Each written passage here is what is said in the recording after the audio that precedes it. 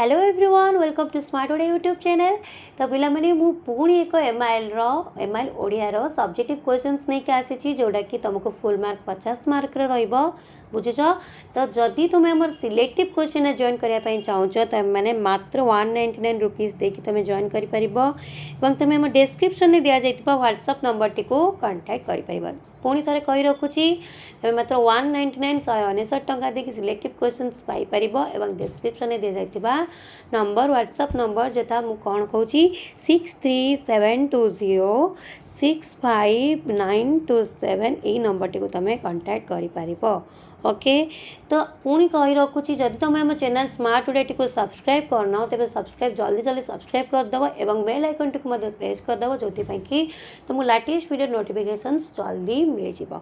Okay तो late न करी आम वीडियो स्टार्ट करवा जोटा कि आम देखा क्वेश्चन कौन सब अच्छी। एक नंबर क्वेश्चन कौन अच्छी प्राय 120 शब्द उत्तर लिखापी अच्छी है।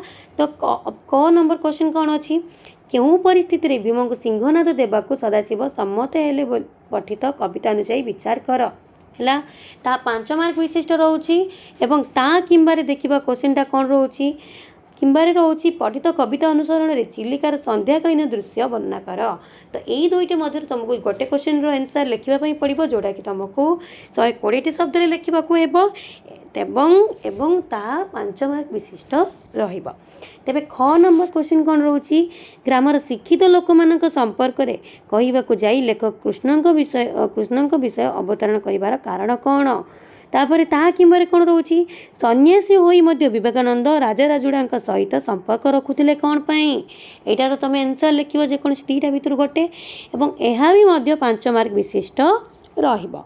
तेबे आमे नेक्स्ट जिबा 2 नंबर क्वेश्चन को जिबा। 2 नंबर क्वेश्चन कौन रोची सप्रसंग सरलार्थ लेख जहाँकि तुमको 50 शब्द लिखा पड़ो। तापर 2 नंबर क कौन रोची बोलो अंगद को पिता शत्रुभक्तिपूर्ण बादर चई पितृव्य बाहुड़ई सैन्यजे। तो यही पद किंबा चिरी अतीतर जीर्ण जीवन जाग हे भविष्यत चूर्ण करुरे चंदन तब पीड़नर पर्वत। तो यही पद किंबा यही पद भितर जेकोसी गोटिकर तुमको सरलार्थ लिखा पड़ो जोड़ा कि तुमको 5 मार्क विशिष्ट रहिबो। तेबे ख नंबर क्वेश्चन कौन रोची त्याग मार्ग रे दीक्षित होई जेतेबेले से विषयर मालिक हुए सेतेबेले भोग मार्गगामी जाति ठारू ता पथ संपूर्ण पृथक हो जाए। यह मध्य तुमको 5 मार्क विशिष्ट रोची बुझिलो। ता किंबारे कौन रोची कृषकों ठारू दूर रही जो कृषि से ऋषि श्राद्ध भी हो पारिबो नहीं बुझिलो। ये दुईटी मध्य तुमको गोटे आंसर लिखापी पड़ो जोटा कि तुमको 5 मार्क विशिष्ट रहिबो एवं तुमको 50 मार्क 50 शब्द भितर लिखा पड़ो किंबा ताठू अधिका हेले चलिबो। तापर क्वेश्चन नंबर 3 को आसी जिबा प्राय 200 शब्द रे जेकोसी गोटे प्रसंग रे प्रबंध लेख 200 शब्द भितर लिखा। फास्ट रे कौन रोची परिवेश सुरक्षा उपक्रम। ओके फास्ट कौन रहिबो तार बिंदु गुड़िक कौन परिवेश नष्ट होबार कारण परिवेश सुरक्षा निमंते उपाय देन रहिबो उपसंहार।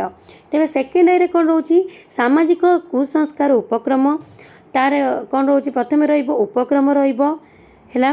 तो तापर विभिन्न प्रकार कुसंस्कार रहिबो कुसंस्कार निराकरण निमंते उपाय रहिबो तेबे उपसंहार रहिबो।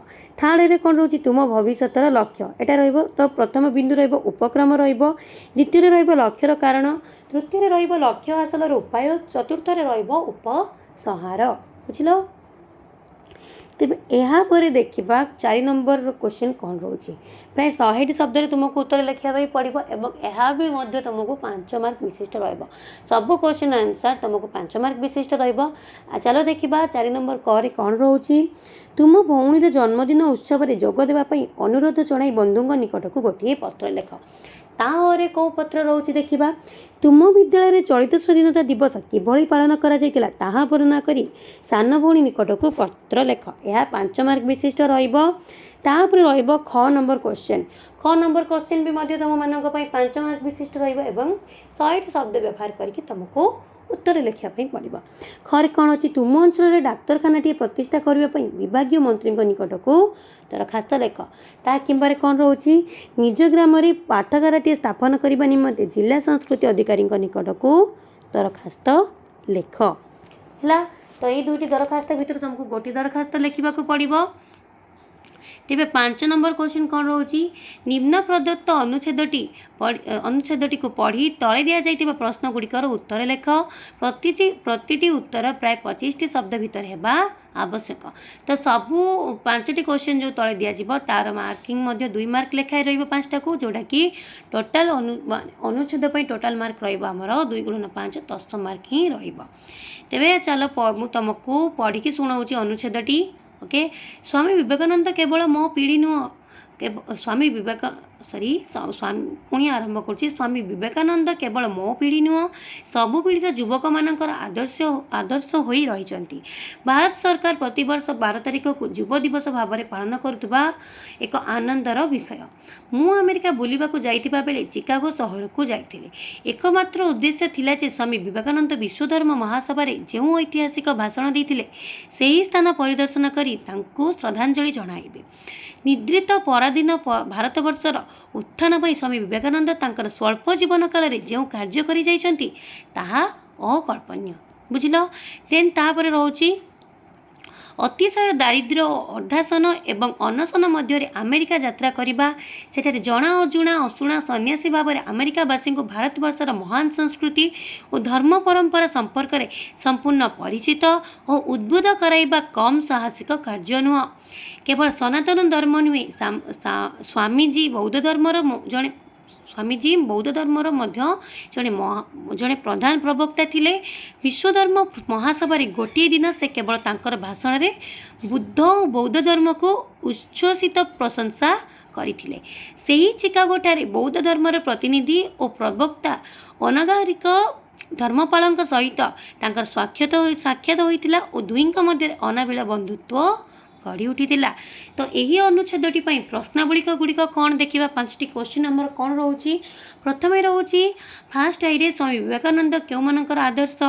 तेज द्वितीय रोची क्यों कथा को एठारे आनंदर विषय बोली कहुई। थर्ड रोची चिकागो शहर को बुली जावा मूल लेखकर कि उद्देश्य थिला। तापर आई भी रोची विवेकानंद अत्यंत साहसी थिले बोली किपरि जना पड़े। तापर भी रोची अनागरिक धर्मपाल किए। तेबे तमें कौन तमें यही 5टी क्वेश्चन आंसर देले तुमको 2 मार्क लेखाए 5टी क्वेश्चन को 10 मार्क मिल पार। तो ये तुम 50 मार्क विशिष्ट टोटाल सब्जेक्ट क्वेश्चन मुझे तुम डिस्कसन करदेली। जदि वीडियो तुमको भल लगी तेज आम चैनल को सब्सक्राइब कर यही वीडियो को लाइक और शेयर कर कमेंट करने को आदौ भूल ना। तो मुझे वीडियो को एंड कली। Thank you. ओके।